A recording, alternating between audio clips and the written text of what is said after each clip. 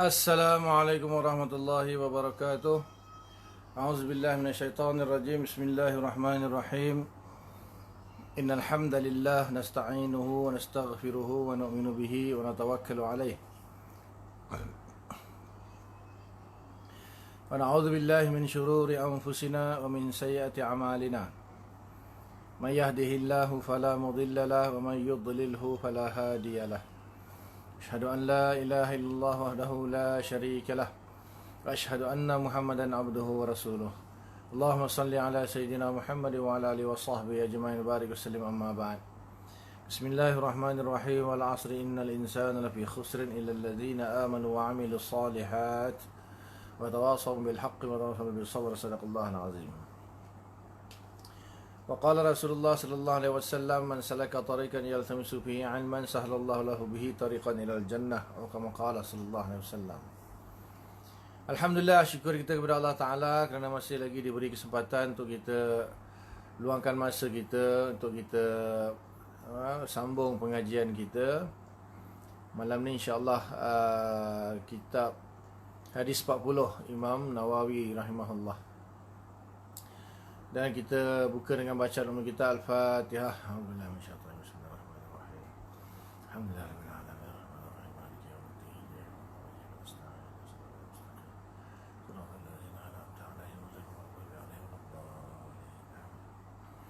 InsyaAllah muka surat 24. Tajuk kita malam ni hadis hasan sahih. Dalam kitab-kitab hadis seperti kitab Sunan Tirmizi dan dalam kitab ini, yakni hadis 40, ada didapati di akhir hadis perkataan hasan sahih. Artinya hadis ini hasan lagi sahih. Dengan demikian bermakna hadis ini mempunyai dua martabat. Pertama hasan dan kedua sahih. Menurut keterangan ulama hadis bahawa hadis tersebut dikatakan hasan menurut perhitungan atau penilaian pada satu sanadnya, dan dikatakan pula sahih padanya menurut perhitungan atau penilaian pada sanadnya yang lain. Ini jika pada hadis itu ada sanadnya, yakni jalannya. Jika pada hadis itu satu sanadnya, maka erti hasan padanya menurut pandangan segolongan ulama hadis dan sahih menurut pandangan ulama yang lain. Hasan pada menurut pandangan segolongan ulama hadis dan sahih menurut pandangan ulama yang lain. Yang tidak sama tinjauan terhadap sifat dan peribadi orang yang menjadi rawinya atau yang memindahkannya. Okey. Sebelum ni kita dah belajar tentang hadis sahih, kemudian kita belajar tentang hadis hasan. Dan kita tahu bahawa hadis hasan itu kedudukan dia di bawah hadis sahih, iaitu satu syarat daripada 5 syarat tersebut, iaitu hafalan bagi perawi itu kurang sedikit, maka menjadikan hadis itu hasan. Kemudian ada kitab-kitab hadis yang masyhurnya kitab Imam Tirmizi lah, kitab Jami' Tirmizi atau setengah ulama panggil Sunan Tirmizi. Ada sebahagian panggil Jami' Tirmizi. Dalam kitab Jami' Tirmizi, Imam Tirmizi bila dia menghukumi hadis itu, kadang-kadang dia kata hasan sahih. So apa sebenarnya makna Imam Tirmizi hadis itu hasan sahih, sedangkan kita tahu kalau hadis itu hasan maka dia tidak akan jadi sahih. Kalau dia sahih, dia tidak akan dianggap sebagai hasan, sebab sahih hukum dia lain, hasan hukum dia lain. Jadi kata sebagian ulama mengatakan bahawa yang pertama hasan dari segi sanadnya, sahih dari segi matannya. Hasan dari segi sanadnya tapi sahih dari segi matannya.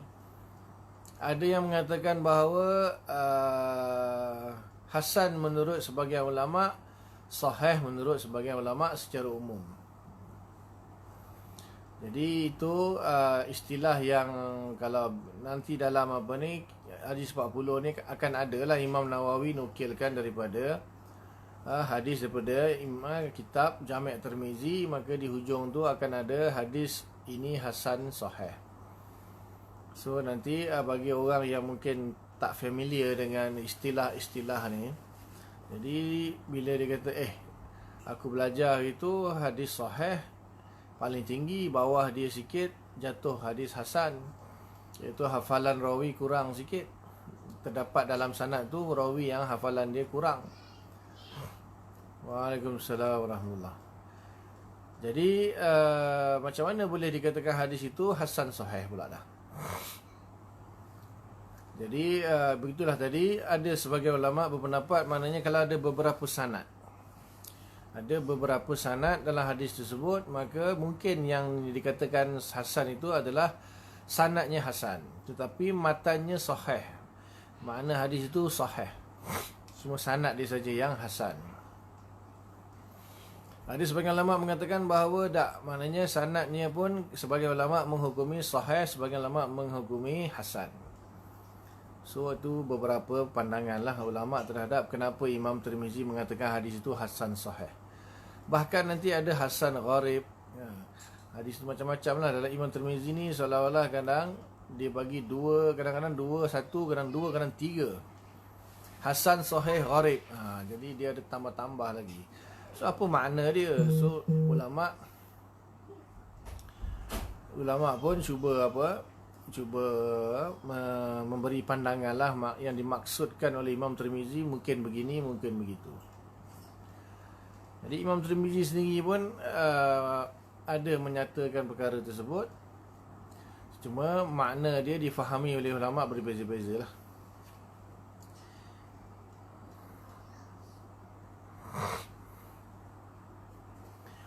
Sebab apa? Kenapa sebagian ulama mengatakan sanad ini hasan, sebagian mengatakan sahih? Sebab ijtihad mereka terhadap perawi-perawi pun berbeza-beza lah. So ijtihad yang berbeza akan menyebabkan penilaian, hasil penilaiannya berbeza. So mungkin menurut sebagian ulama perawi ini hafalan dia kuat, menurut ulama lain hafalan dia kurang. Jadi bila yang mengatakan hafalan kurang itu, dia akan hukumkan perawi itu adalah perawi hadis hasan. Kalau ulama yang mengatakan perawi itu hafalan dia kuat, mungkin dia akan nilaikan hadis itu sahih.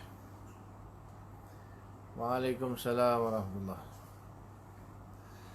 Boleh ya? Ini istilah dalam khusus dalam Imam Jami' Tirmizi. Okay, yang seterusnya tajuk kita hadis dhaif. Ini masyhur. Tajuk ni memang masyhur lah.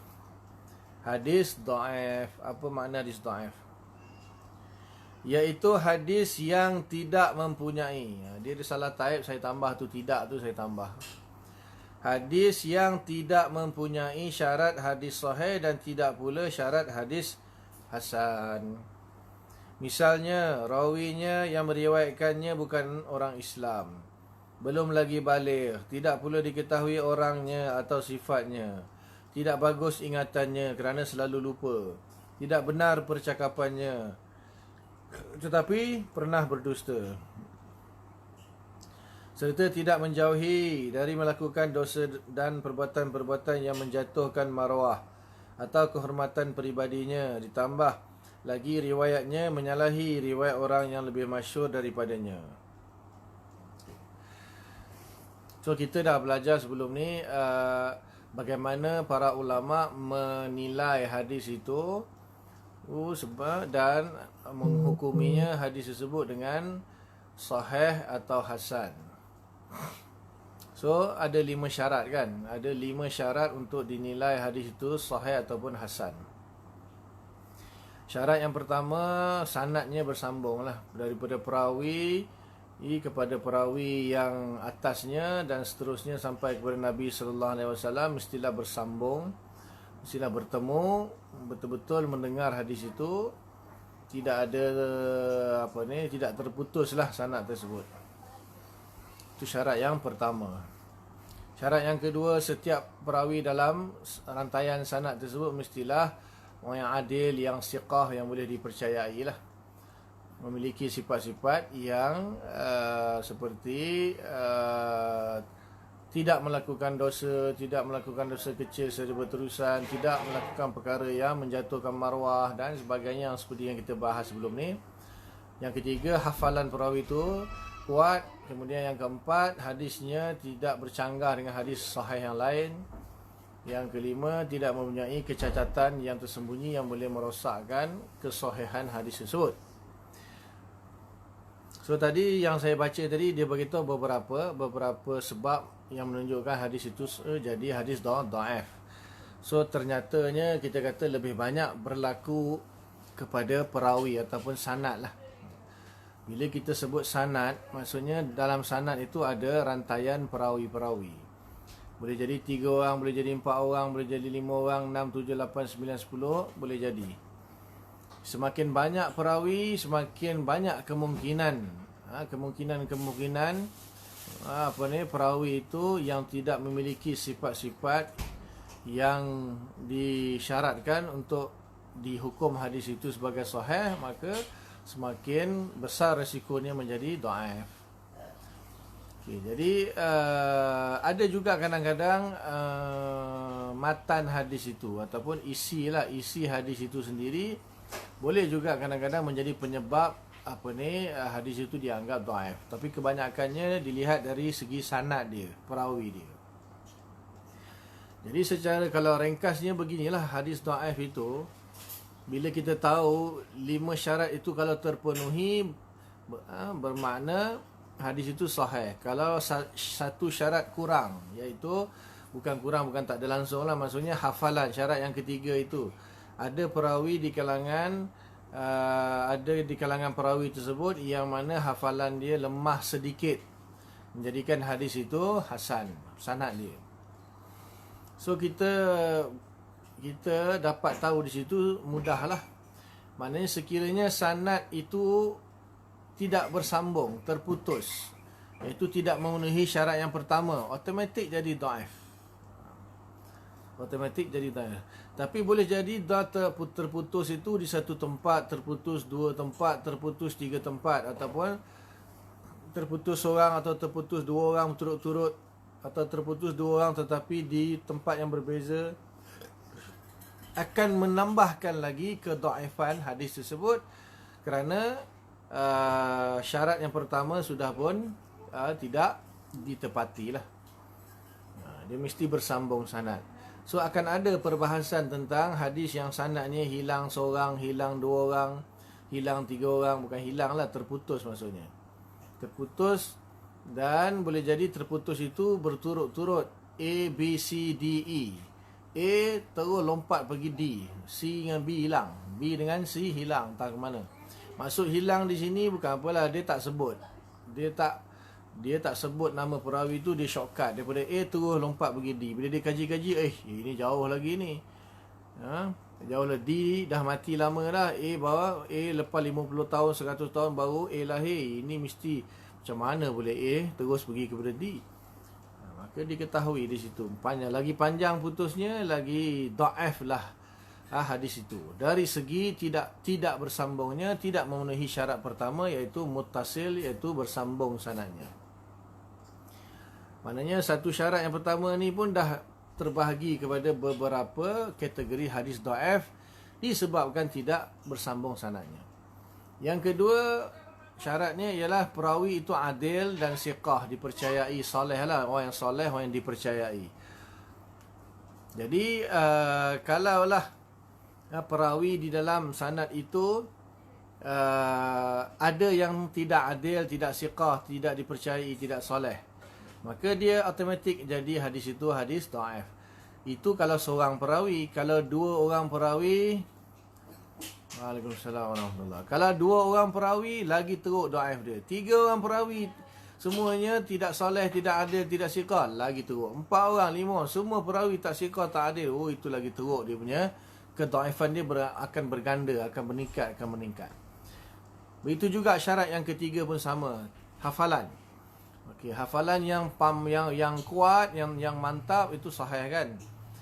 Kemudian kalau ada kurang sikit, seorang saja kurang sikit hafalannya, jadi hadis hasan. Atau 2 orang pun boleh jadi hasan lagi. Tapi kalau hafalannya teruk, Seorang bukan, kalau seorang di antara perawi itu ada seorang hafalan teruk dah jadi dhaif. Apalagi kalau dua orang perawi yang hafalan teruk, apalagi 3 orang, 4 orang, 5 orang semuanya hafalan teruk, makin berat dia punya dhaif. Dhaif dia semakin berat. Begitu juga syarat yang keempat dan yang kelima. Maknanya hadisnya bertentangan habis dengan hadis yang sahih. Itu yang keempat. Dan yang kelima, ada kecacatan-kecacatan yang tersembunyi tu banyak pada matannya bercanggah. Kemudian perawinya itu yang tak dikenali. Maknanya ada banyak nampak macam lain macam je ni. Banyak sangat, semakin banyak kecacatannya semakin dhaif. Sebab itulah hadis dhaif itu dikatakan tadi akan diberitahulah lepas ni mempunyai banyak tingkatan. Akan sehinggakan Ibnu Hajar Asqalani mengatakan sekurang-kurangnya 48-49 tingkatan lah, hampir 50 lah. Hampir 50 kategori hadis dhaif ni. Sebab apa? Waalaikumsalam warahmatullahi. Jadi mudahnya kita kata beginilah. Hadis dhaif ini disebabkan sebab tidak memenuhi syarat-syarat tadi yang kita sebutkan. Boleh kita kategorikan dhaif yang ringan, dhaif yang sederhana dan dhaif yang berat lah. Itu paling mudah lah kita nak kata. Dhaif yang ringan, dhaif yang sederhana dan dhaif yang berat. Okay. Tu faham macam mana hadis itu dihukumi sebagai dhaif. Kenapa dihukumi sebagai dhaif? Apa yang menyebabkan dia dihukumi sebagai dhaif?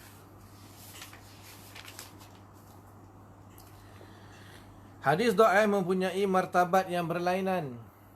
Ada yang terlampau lemah dan ada yang lemah menurut keadaan sanad dan matannya. Seperti yang saya sebutkan tadi lah. Misal hadis dhaif ialah man qala lil miskin abshir faqad wajabat lahul jannah. Riwayat Ibnu Adi. Barang siapa berkata kepada orang miskin, bergembiralah engkau, maka sesungguhnya wajiblah tetaplah syurga baginya. Hadis riwayat Ibnu Adi. Maka itu contoh hadis dhaif. Di sini kenapa dhaif? Dalam dia sebut sebelah tu, surat sebelah, dalam riwayat hadis ini ada seorang bernama Abdul Malik bin Harun yang dituduh pendusta. Dituduh pendusta. Kalau memang pendusta, hadis ni tak panggil dhaif lagi, dia panggil hadis palsu. Maknanya boleh jadi hadis tu hadis palsu kalau dia memang pendusta. Tetapi kena ingatlah, kadang-kadang orang berdusta bukanlah 24 jam setiap perkara yang keluar daripada mulutnya semua dusta. Tanya nama kau siapa pun dia dusta. Umur kau berapa dia dusta. Semua dusta. Tak mungkin lah kita kata kan.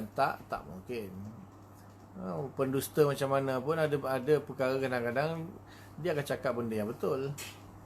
Tak tahulah kan, daripada apa saja yang keluar penulis semuanya dusta. Itu Dajjal lah. Tak ada orang lain lah kot.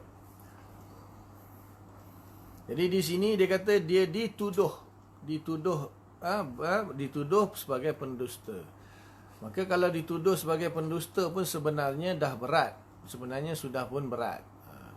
Dituduh sebagai pendusta itu berat sebenarnya. Cuma ada ulama memerincikan lah kita kata. Memerincikan lagi maksud dusta di sini ada dua. Satu, dusta yang berkaitan dengan periwayatan hadis. Yang kedua, dusta yang berkaitan dengan selain daripada periwayatan hadis. Maksudnya orang tu, dia kalau bab lain dia memang kaki kelentong lah. Bab lain dia mesti kaki kelentong. Tapi bila meriwayatkan hadis, dia takkan dusta. Ada orang macam tu. Ada orang macam tu. Cuma apabila dia selalu kelentong dalam bab lain, tetapi walaupun dikatakan dia tak berdusta ketika meriwayatkan hadis, payah sikit lah kita nak percaya tu, payah sikit. Sebab kan bila dah suka berdusta, jadi takut-takut lah. Takut-takut nanti hadis Nabi pun dia boleh berdusta juga. Walaupun tak semestinya. Maknanya boleh jadi dia berdusta dalam bab lain. Tu ulama perincikan dalam kitab-kitab yang besar lah. Ya, tapi itulah kena ulama yang benar-benar mengenali perawi tersebut lah. Kalau dia betul-betul kenal kan, dia ni kalau bab hadis Nabi dia tak nak dusta. Tapi bab lain memang selalulah dia ni bohong. Itu okey lah. Tapi kalau orang lain mungkin tak tahu. Orang lain tengok dia ni kalau dah kaki kelentong, suka pendusta, maknanya silap-silap hadis Nabi pun dia bohong. Maknanya nak bagi tahu kita ni bukan mudah sebenarnya. Bukan mudah bagi seorang ulama itu untuk menilai sesebuah hadis, itu bukan mudah. Sebabnya apabila Nabi sallallahu alaihi wasallam berkata akan sesuatu perkataan atau Nabi melakukan sesuatu perbuatan, kemudian perkara itu diriwayatkan oleh para sahabat, diceritakan oleh para sahabat, kemudian akan diriwayatkan lagi oleh generasi yang seterusnya, tabi'in, tabi'at tabi'in dan seterusnya lah sampai kepada a'immatul hadis. Jadi dia boleh jadi perkara tu sebenarnya memang Nabi cakap betul atau memang Nabi buat betul. Tetapi yang meriwayatkan tu dia berdusta. Dia dusta. Contohnya ada orang kaki kelentong, lepas tu dia kata hari ni hari Sabtu. Takkan oleh kerana dia tu kaki kelentong, tetapi bila dia kata malam hari Sabtu malam Minggu kan, takkan kita dia ni jangan percaya lah, dia ni kaki kelentong. Maknanya bukan semua benda dia kelentong. Walaupun dia ni kaki kelentong, tapi bukan semua benda dia akan kelentong. So bahaya. Maknanya kalau lah dia kaki kelentong, lepas tu kita pun kata ini hadis Nabi yang diriwayatkan pun kelentong jugalah, silap-silap tak kelentong. Mana tahu betul ke itu hadis Nabi? Jadi maknanya ulama tidaklah sekadar terus bila perawi itu berdusta terus kata dhaif, tak juga. Tengok dulu dia punya matan dia, apa benda yang diriwayatkan ni, hadis tu apa makna dia, maksudnya tentang perkara apa yang diriwayatkan tu. Kita cek dulu dengan hadis-hadis yang lain. Ada tak hadis-hadis yang lain yang semakna dengan hadis yang diriwayatkan oleh kaki kelentong tadilah, yang dituduh pendusta ke ataupun yang berdusta ke. Kita tengok dulu. Ada tak hadis dia itu sama dengan hadis-hadis yang lain, ataupun hadis dia tu bercanggah ke tidak dengan syariat. Bercanggah ke tidak dengan perkara syariat. Atau memang kalau kita tengok tak bercanggah, tapi tak ada orang pun selain dia seorang je riwayat benda tu, maka kita tak kata itu hadis itu palsu ke ataupun dhaif. Maksudnya kita kata hadis ini kemungkinan dia dhaif, kemungkinan dia palsu, sebab disebabkan perawi tersebut. Sebab apa? Tak ada orang riwayatkan hadis itu yang lebih kurang hampir sama. Sebab kalau Nabi bercakap, dah tentulah Nabi cakap depan sahabat. Takkan Nabi cakap seorang-seorang kot. Kan? Takkan Nabi cakap rahsia-rahsia kot. Sebab agama ini kan untuk semua orang. Nabi yang kita maksudkan dengan hadis Nabi ni mestilah perkara yang berkaitan dengan agama. Dan perkara yang berkaitan dengan agama ni untuk semua manusia, semua sahabat. Takkanlah benda tu dia seorang je tahu, orang lain semua tak tahu. Tu kan jadi kemusykilan tu. Jadi ulama' nak kata ini benar sahih pun tak boleh, dia ni dituduh penipu. Nak nafikan pun bahaya juga. Entah-entah memang betul kan Nabi buat benda tu, Nabi cakap benda tu, tapi orang lain mungkin anggap macam tak penting benda tu. Mungkinlah, ada kemungkinan. Maka maksudnya ulama' dia sangat berhati-hati untuk menghukumi. Walaupun nak menghukumi hadis itu dhaif pun ulama' hati-hati. Untuk menghukumi sahih pun hati-hati, untuk menghukumi dhaif pun ulama' hati-hati. Ulama' sangat berhati-hati. Sebab sama je kalau kita apa yang Nabi cakap kita kata bukan, ataupun apa yang bukan Nabi cakap kita kata hadis Nabi, dua-dua sama je. Dan Nabi katakan man kazzaba alayya muta'ammidan falyatabawa maq'adu minan nar. Barang siapa yang sengaja berdusta atas nama aku, maka dia menempah tempat di neraka. Maka dia berlaku dari dua-dua sudut. Sama ada apa yang Nabi cakap kita tolak, kita kata bukan, atau sebaliknya yang Nabi tak cakap kita kata Nabi cakap, atau yang Nabi cakap kita kata bukan. Sama je, berdusta atas Nabi. So nak mensahihkan hadis pun ulama' sangat berhati-hati, dan untuk mendhaifkan pun ulama' sangat berhati-hati. Ada pihak terlalu mudah dalam mendhaifkan. Kononnya lebih hati-hati lebih berhati-hati untuk menilai sahih saja. Tapi dalam menilai dhaif bukan main mudah lagi.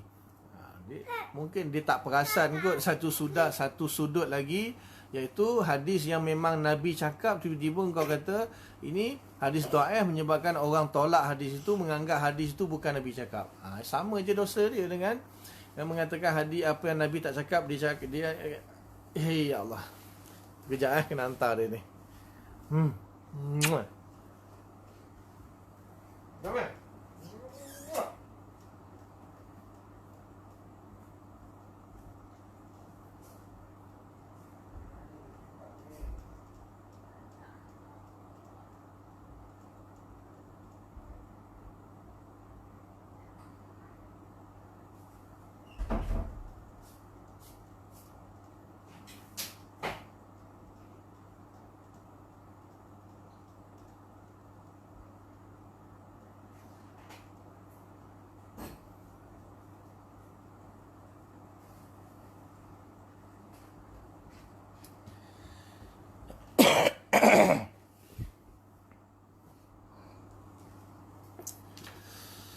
Bismillahirrahmanirrahim.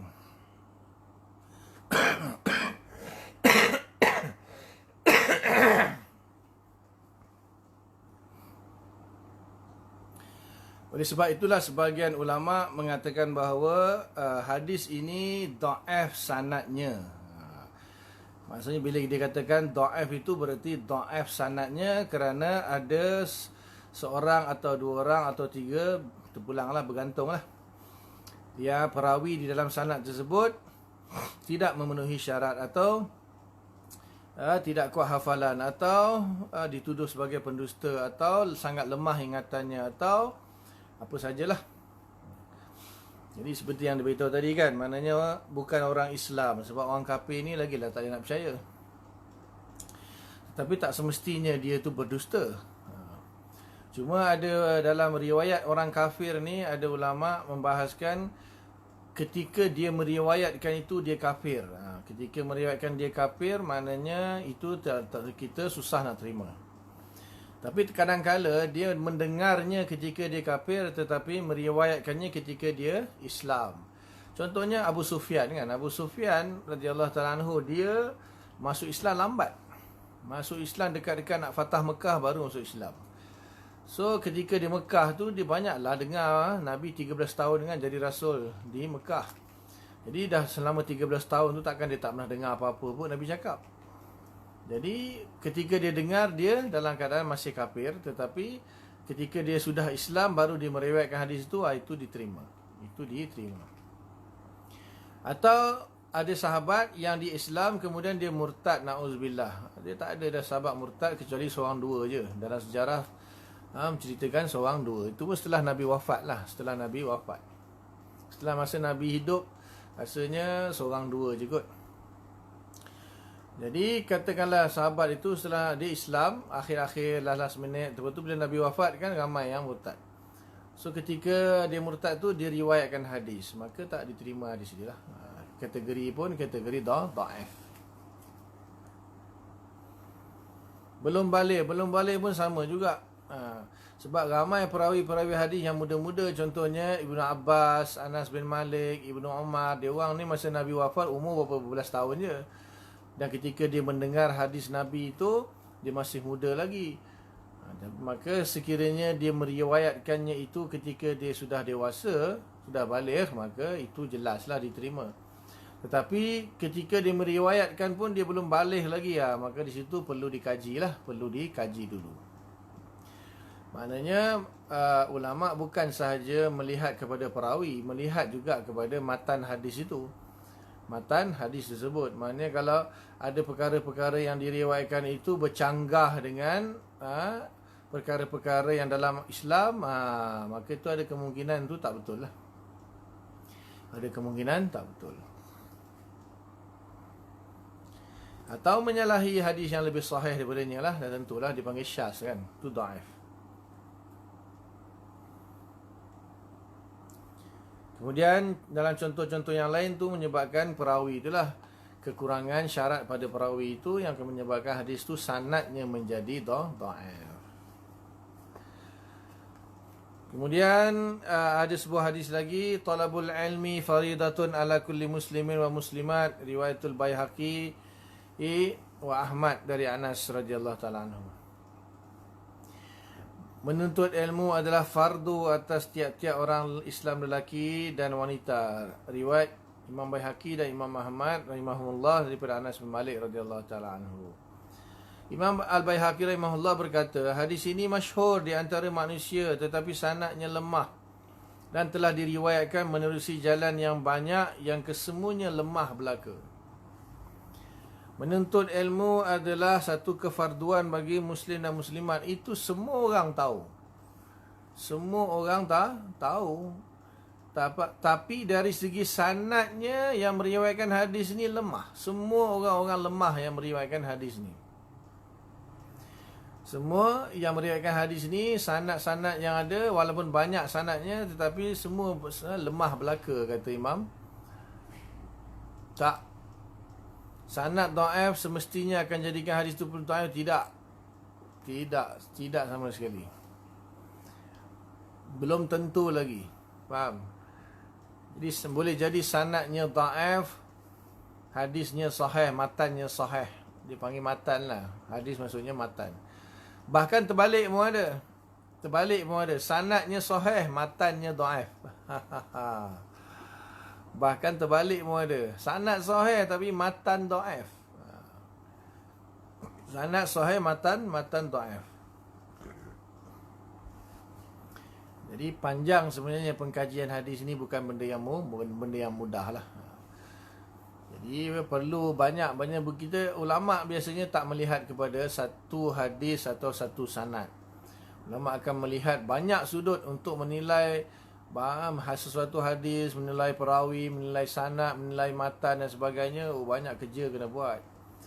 Memang hanya yang betul-betul ahli saja yang mampu untuk memberi penilaian lah. Imam Nawawi ada dalam kitab dia, Imam Nawawi pun ada kitab khusus mustalah hadis. Kitab yang diringkaskan daripada kitab Ibnu Salah. Kitab Irsyad lah, panjang nama kitab dia, cuma masyhur dengan nama Irsyad. Kemudian dia ringkaskan lagi jadi Taqrib. Kemudian disyarah oleh Imam Suyuti jadi Tadribur Rawi.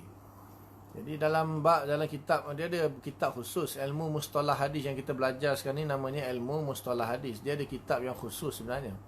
Saya ada satu rak, lebih kurang dalam tak tahulah berpuluh-puluh buku daripada orang yang mula-mula sekali mengarang kitab mustalah hadis yang seperti yang diceritakan sebelum ni lah, sampailah yang terbaru. So banyak sebenarnya, sampai ada yang sampai 3 jilid pun ada. Ilmu mustalah hadis. So antaranya Imam Nawawi lah yang mengarang kitab ilmu mustalah hadis tersebut. Maka di situ dibahas, Imam Nawawi akan bahas syarat-syarat orang yang boleh menilai hadis. Kemudian ulama khilaf. Penilaian hadis ini terhenti hingga ulama ada yang mutabar atau sehingga hari ini. Khilaf. Ibnu Salah mengatakan sudah pun tertutup pintu untuk menilai semula hadis. Imam Nawawi kata masih boleh, tetapi dengan syarat. Dengan syarat yang sangat ketat lah. Syarat yang sangat ketat. Jadi Imam Nawawi kata boleh ulama tu kalau dia memiliki syarat-syarat yang dikehendaki lah, maka dia boleh menilai semula hadis. Tetapi boleh kita kata benda ni ijtihad. Benda ni ijtihad. Walaupun dia menilai semula, tetapi dia tidak boleh menolak, dia tidak boleh membatalkan ijtihad ulama-ulama lain yang telah menilai hadis. Sebab al-ijtihad la yunqadu bil ijtihad. Ijtihad tu tidak boleh dibatalkan dengan ijtihad. Kekal sebagai ijtihad lah saja. Misalnya ulama dulu, Imam Bukhari ke, Imam Muslim ke, Imam Tirmizi ke, Imam yang lain-lain lah, contoh kata sahih, tiba-tiba dia kata dhaif. Ada berlaku. Contohnya Imam Darul Qutni, itu bukanlah zaman sekarang ni, itu zaman Imam Darul Qutni kurun yang keempat. Imam Bukhari dengan Imam Muslim ni kurun ketiga. Dan datang Imam Darul Qutni ni kurun yang keempat. Jadi dia telah menilai semula, dia dapati ada, menurut dia lah, menurut ijtihad dia, 80 dalam Bukhari hadis dhaif.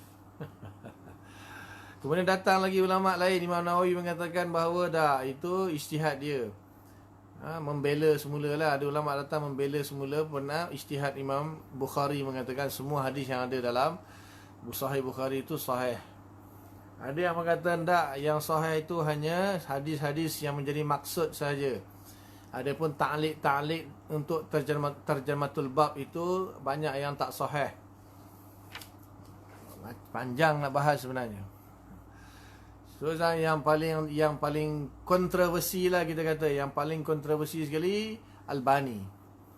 Albani lah, Wahabi dia gunakan Albani sebagai ulama hadis yang menulis. Dan bila dikaji oleh para ulama lah, contohnya Syekh Abdul Fattah Abu Ghuddah dalam kitab dia ada buat satu risalah ringkas tentang Albani. Jadi Albani ni yang pertama, dia bercelaru. Kejap dia banyak kitab dia Albani ni. Cuma masalahnya dalam satu kitab dengan satu kitab yang lain kadang-kadang ada yang bercanggah. Kejap dia kata sahih, kejap dia kata dhaif. Dia sendiri pun ijtihad yang lain. Kemudian bila diteliti, kebanyakan hadis yang menyokong mazhab dia sahih semua. Hadis yang kadang-kadang tak menyokong mazhab dia dhaif. Tak semualah, kadang-kadang. Jadi kalau ulama kita tak pakai pendapat Albani. Albani ini baru meninggal tahun 2000 kot. Tahun bila tadi meninggal? Baru lagi lah. Jadi kita paling pun ulama kita berpegang paling last sekali Imam Suyuti. Imam Suyuti kurun ke-10. Kata ulama, bila Imam Suyuti meninggal tidak ada lagi Huffaz. Zaman tu zaman Imam Suyuti dengan Imam Sakhawi lah, dua ulama besar lah. Imam Sakhawi ni anak murid Imam Ibn Hajar Asqalani.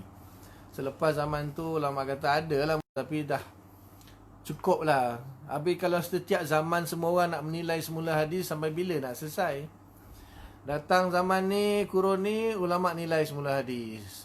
Datang kurun seterusnya, menilai lagi hadis. Datang habis sampai bila nak selesai? Semua orang asyik tukar-tukar je. Menurut aku sahih, menurut aku dhaif, menurut aku sahih, menurut aku dhaif. Datang lain pula, menurut aku sahih, dhaif. Sampai bila nak selesai? Agama Islam jadi main-main. Hadis jadi bahan mainan, bahan kajian. Orang nak buat tesis buat kajian. So ulama kata tak payahlah. Maknanya setelah katakanlah benda tu katalah dia menilai semula hadis. So kalau setelah dia menilai semula hadis, apa dia nak buat? Dia nak membatalkan hukum-hukum yang sudah dikeluarkan oleh ulama-ulama mujtahid dululah. Itu yang berlaku sekarang ni. Hadis kunut subuh dhaif, maka akhirnya kunut subuh tak boleh buat bid'ah. Itu akhirnya pecah belah umat Islam, pecah belah. Itu masalah. Ulama kata tak payahlah, susah. Kalau sekadar dia nak berijtihad sini, nak mengkaji untuk dia sebagai ilmu dia, itu terpulanglah pada dia. Tapi dia bila dah mula dia menilai semula, lepas tu dia mula menyalahkan ulama dulu. Tak betul, ulama dulu salah ni dalam. Wah, maknanya dia dengan ulama dulu dia lagi betul lah dari segi menilai. Sedangkan hadis Nabi dengan ulama dulu, mana yang lebih dekat? Macam mana orang sekarang nak tahu perawi itu perangai macam mana? Macam mana orang sekarang nak tahu perawi yang dalam sanad itu, orang tu macam mana, hafal hadis ke tak hafal hadis? Dia WhatsApp orang tu dalam kubur lah. Jadi maknanya ulama dulu lebih mengenali muhadis zaman dulu, perawi hadis zaman dulu. Ulama sekarang ni paling-paling pun dia nak mengetahui, dia terpaksa menukilkan juga ulama dulu punya pendapat. Apa dia buat? Dia melaga-lagakan pendapat ulama dulu. Yang ulama ni kata perawi ni kuat hafalan, ulama ni kata perawi ni tak kuat hafalan. Semakin menyulitkan lagi. Akhirnya dia buatlah silsilah hadis dhaif, silsilah hadis sahih. Lepas tu dah buat hadis silsilah hadis dhaif, lepas tu nak keluarkan hukum balik. Kita rombak semula semua hukum menurut penilaian dia. Macam tu. Akhirnya Islam kejap bertukar. Sampai bila orang kata Islam ni apa ni? Kejap bertukar. Tapi semua orang datang nak nilai semula hadis ikut kepala otak dia. Masalah besar. Seolah-olah 1000 tahun tak cukup lagi. 1400 tahun tak cukup lagi ulama menilai hadis, mengeluarkan hukum tak cukup lagi. Dia nak tunjuk hero lah. Hero of the day.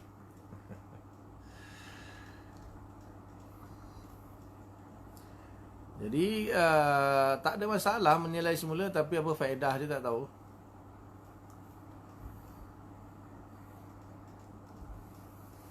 Imam Nawawi membenarkan, tapi dengan syarat-syarat yang ketat. Maknanya orang tu dia kena mahir dalam beberapa bidang ilmu hadis lah.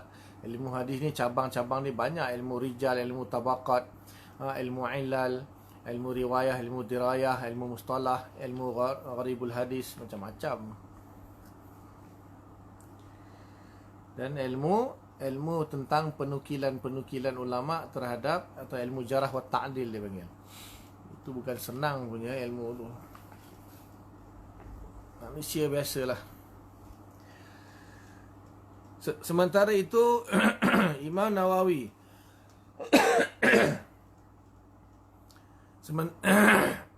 Sementara itu Imam Nawawi rahimahullah telah pun berkata hadis itu dhaif, yakni lemah, sekalipun maknanya sahih betul, telah diriwayatkan oleh Abu Ya'la al-Musalla atau al-Musalli.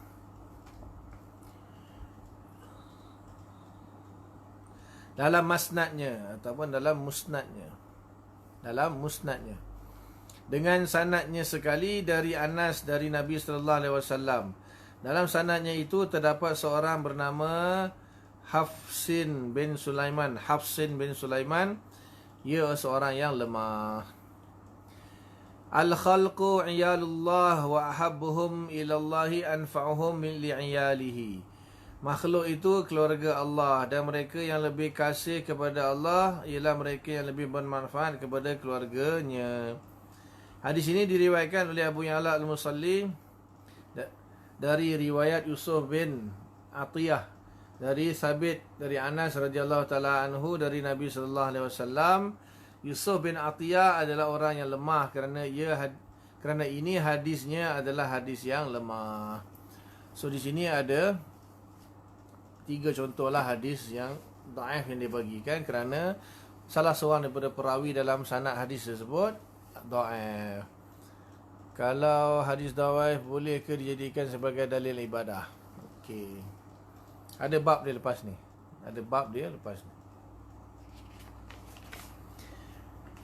Hukum meriwayatkan hadis dhaif dan mengamalkannya. Ini bab dia. Hukum meriwayatkan hadis dhaif dan mengamalkannya. Ada 2 lah. Satu, maksud dijadikan dalil ibadah tu untuk mengamalkan lah. Sebagian ulama membolehkan kita meriwayatkan hadis dhaif dengan tidak menerangkan kedhaifannya dalam perkara yang berhubungan dengan kisah atau cerita, pengajaran atau nasihat, dan yang bertalian dengan keutamaan amal, iaitu fadilat amal. Fadilat amal karangan Maulana Zakaria tu kan, satu dunia dia tu. Itu sahaja.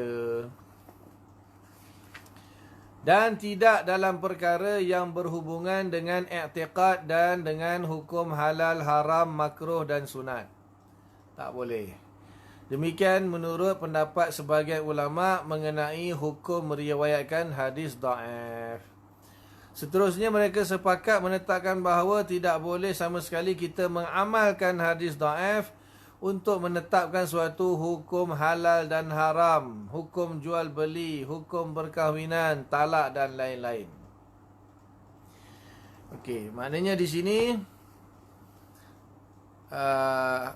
hadis ini yang kita perlu tahu, hadis ini salah satu daripada sumber dalil untuk syariat Islam. Syariat Islam ini dia ada banyak sumber dalil dia. Kita ada Al-Quran, kita ada hadis, kita ada ijma', kita ada qiyas. Kemudian itu yang disepakatilah. 4 ini disepakati oleh ahli sunnah wal jamaah sebagai sumber dalil yang utama. Ikut turutanlah. Yang pertama Quran, yang kedua hadis, yang ketiga ijma', keempat qiyas. Kemudian ada lagi dalil yang mukhtalaf fih dia panggil. Dalil-dalil yang ulama berselisih pendapat tentang penggunaan dalil tersebut. Ada sebagian ulama mengambil menggunakannya, ada sebagian ulama tidak mengambil, tidak menggunakannya. Antaranya qaul sahabi, pendapat sahabat. Yang kedua, amal ahli Madinah. Orang Madinah ni kan mewarisi agama Islam daripada Nabi. Mereka turun secara turun temurun kan, mereka mengamalkan secara praktikal. Itu salah satu hujah juga sebagai salah satu dalil. Kemudian dipanggil istishab, iaitu mengekalkan hukum asal. Kemudian istihsan, menganggap baik sesuatu perkara. Kemudian sadduz zara'i, menutup jalan bagi sesuatu perkara supaya tidak jatuh kepada perkara yang lebih buruk lagi. Kemudian ada lagi istiqra', pengkajian. Contohnya Imam Syafi'i menetapkan hukum minimum maksimum haid, minimum maksimum nifas wanita bukan dengan hadis. Tak boleh ditetapkan dengan hadis, kata Imam Syafi'i. Tak boleh ditetapkan dengan Quran. Sebab manusia, wanita seluruh dunia ni berlainan bangsa, berlainan zaman, berlainan tempat tinggal, berlainan pemakanan, tak sama dia punya haid dia. So hadis yang menceritakan tentang haid Siti Aisyah itu minimum maksimum tak boleh dijadikan ukuran sebagai dalil. Maka Imam Syafi'i telah membuat istiqra', research. Buat research, dia tanya bertahun-tahun, dia buat kajian, dia tanya seluruh wanita di Mesir. Ketika Mesir ni salah satu tumpuan, dan juga zaman dulu Mesir menjadi salah satu tumpuan. Maknanya ramai manusia seluruh dunia pun datang Mesir. Maka dia ditanya wanita berlainan kaum, berlainan bangsa, berlainan. Dia tanya, akhirnya baru dibuat kesimpulan, majoriti wanita tu minimum haid berapa, maksimum haid berapa, nifas juga begitu. Dia tak pakai hadis, tak pakai hadis. Apakah taraf hadis dhaif dengan asal sahabat? Ada setengah ulama, di sinilah dia. Ada setengah ulama memilih asal sahabat daripada hadis dhaif. Ada setengah ulama kata hadis dhaif lebih kuat daripada asal sahabat. Itu yang saya kata tadi, dalil yang mukhtalafi. Dalil yang mukhtalafi, mana ada ulama bahkan hadis yang sahih pun kalau bercanggah dengan amal ahli Madinah, Imam Malik tolak. Mazhab Maliki, kalau ada hadis dhaif, Bukhari Muslim, maksudnya setelah zaman ni lah Imam Malik, maksudnya ulama-ulama mujtahid Maliki lah. Walaupun hadis tu sahih riwayat yang Bukhari Muslim, tapi bercanggah dengan amal-amal orang Madinah, dia tolak. Apalagi hadis dhaif. Ada Imam Abu Hanifah, asal sahabat itu dia utamakan. Kalau sahabat tu meriwayatkan hadis, jangankan dhaif, hadis sahih pun kalau hadis sahabat tu riwayatkan, tetapi sahabat itu sendiri dia beramal tak sama dengan hadis yang diriwayatkan, dia tolak hadis tu. Dia ambil sahabat punya amalan. Imam Syafi'i, Imam Ahmad bin Hanbal, mazhab Syafi'i, mazhab Hanbali, tak. Kita utamakan hadis. Kita tak melihat kepada amal ahli Madinah, qaul sahabi, kita tak tengok semua tu. Kita tengok hadis. Cuma kalau hadis itu dhaif, maka baru kita nilai tengoklah. Nilai dari sudut lain pula. Bahas nak panjang benda ni, kena belajar ilmu usul fiqh. Dalam ilmu usul fiqh tu dia bahas bab-bab ni lah. So ikutlah pengajian saya secara online, ilmu usul fiqh. Bukan nak promote lah, nak tahu detail tentang masalah pendalilan ni. Panjang nak cerita dalam masa 5 minit tak selesai. Ulama bahas satu kitab khusus untuk dalil hukum, dalil ni bab dia usul fiqh lah. Dia bahas secara menyeluruh. Jadi antara hadis dhaif dengan asal sahabat ini salah satu pembahasan daripada topik atau fasal dalam usul fiqh lah. Jadi seperti yang saya bagi tahu tadi lah. Ada setengah ulama memilih, Imam Ahmad bin Hanbal misalnya lebih suka memilih atau menggunakan hadis dhaif berbanding dengan dalil qiyas misalnya. Walaupun dalil qiyas itu muttafaq alaih di kalangan ahli sunnah wal jamaah, tetapi dia lebih suka menggunakan hadis dhaif berbanding qiyas.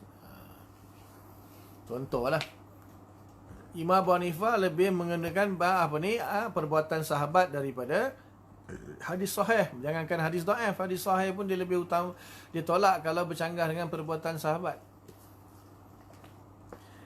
Panjang pembahasan sebenarnya, ulama khilaf. Itu yang jadi 4 mazhab tu, sebab khilaf.